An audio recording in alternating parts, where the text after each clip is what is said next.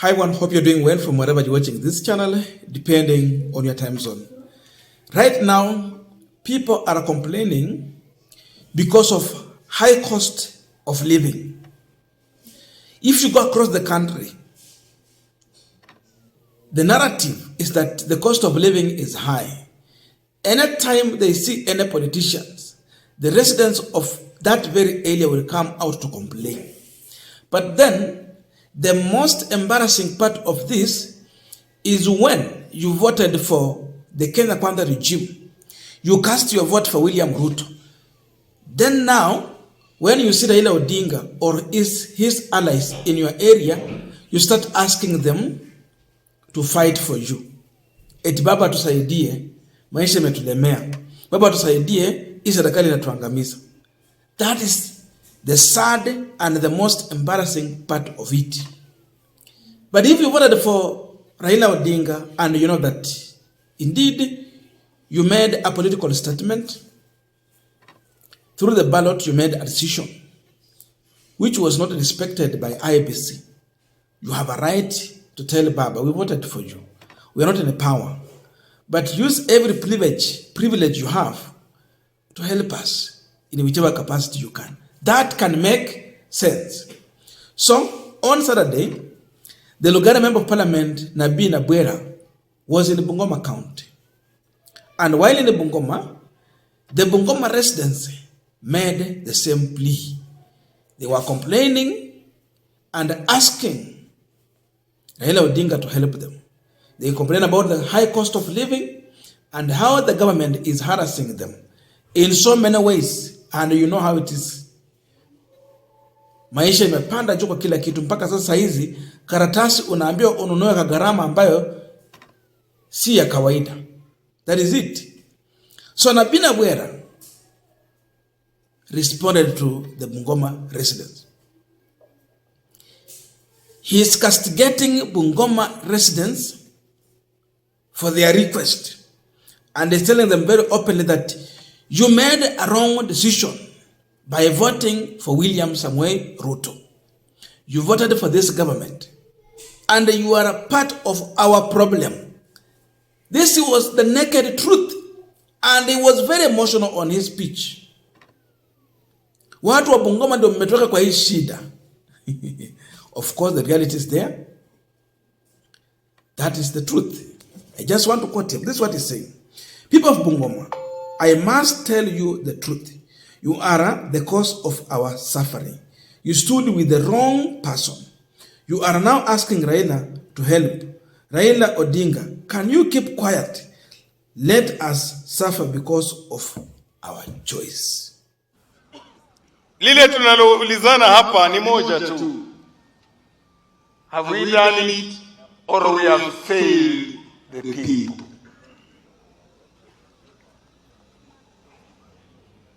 Now watu wa Bungoma, I must tell you the truth. You are the cause of our suffering.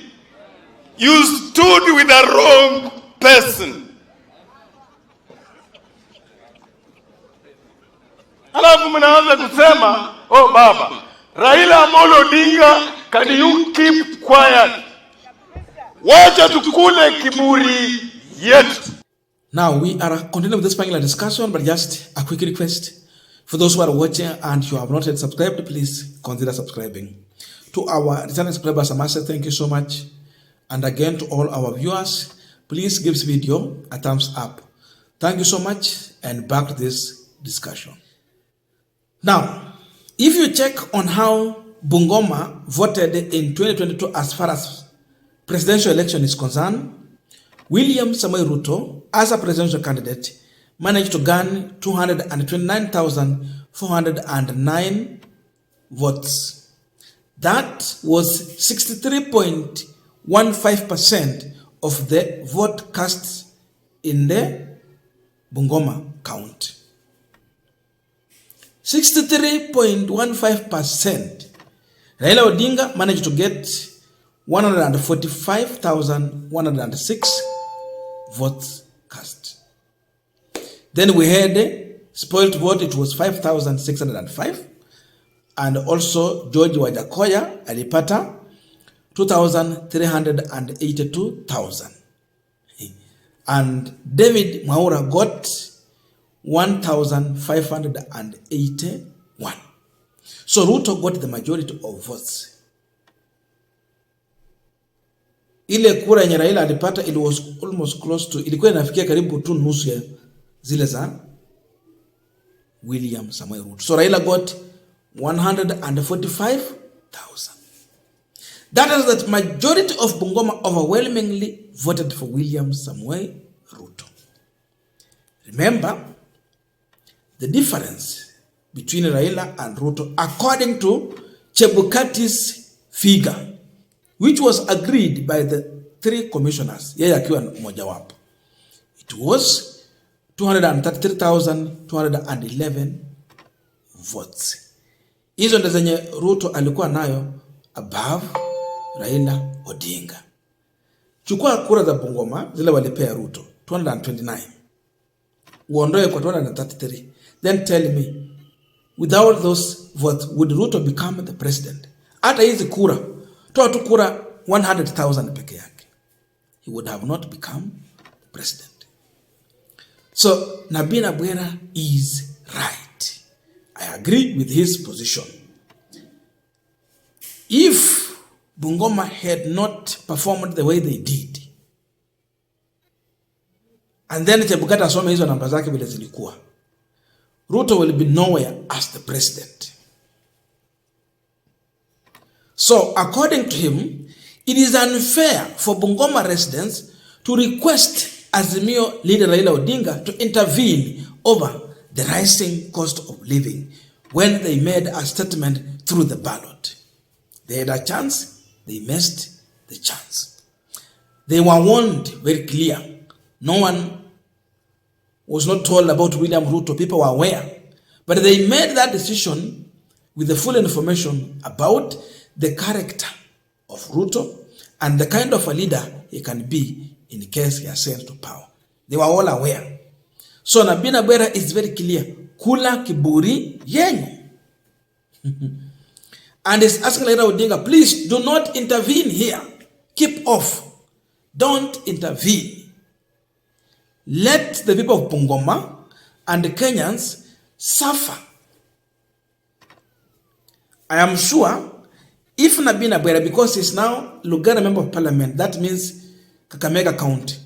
If he was somewhere in Kakamega, he would not have said the same thing, because we know Kakamega overwhelmingly voted for Raila Odinga. They performed well. You come to Vihiga, walipea baba kura mzuri. You go to Busia, same. I'm sure he would have said something different from what he has said. So the message was right and the audience was the right.